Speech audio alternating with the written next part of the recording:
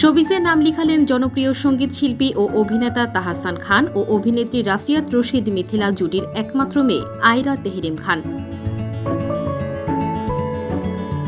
একটি প্রসাধনী পণ্যের বিজ্ঞাপনের মাধ্যমে আয়রা তার ক্যারিয়ার শুরু করলেন। প্রথম কাজেই তার সঙ্গে আছেন মা মিথিলা। বিজ্ঞাপনেও মা মেয়ের চরিত্রে দেখা গেছে। গত শনিবার প্রকাশিত হয়েছে তাদের অভিনীত বিজ্ঞাপন চিত্র। এ বিষয়ে রাফিয়াত রশিদ মিথিলা বলেন, প্রতিষ্ঠানটির পক্ষ থেকে আমার সঙ্গে যোগাযোগ করা হয়েছিল। তারা মা এবং এক টিনেজ মেয়ের গল্পে বিজ্ঞাপন চিত্র বানাতে চায়। আমরা মা মেয়ে যেহেতু বন্ধুর মতো, তাদের কনসেপ্টটাও বাস্তবেও আমাদের সঙ্গে মিলে যায়। পরে ভেবে চিনতে রাজি হই।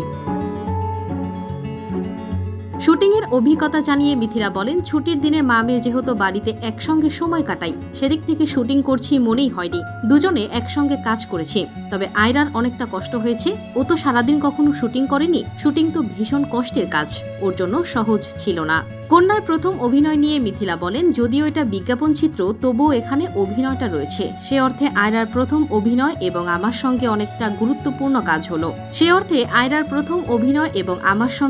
গুরুত্বপূর্ণ কাজ হলো। গল্পটা শোনার পরই ও রাজি হয়েছিল। এরপর অডিশন নেওয়া হয়।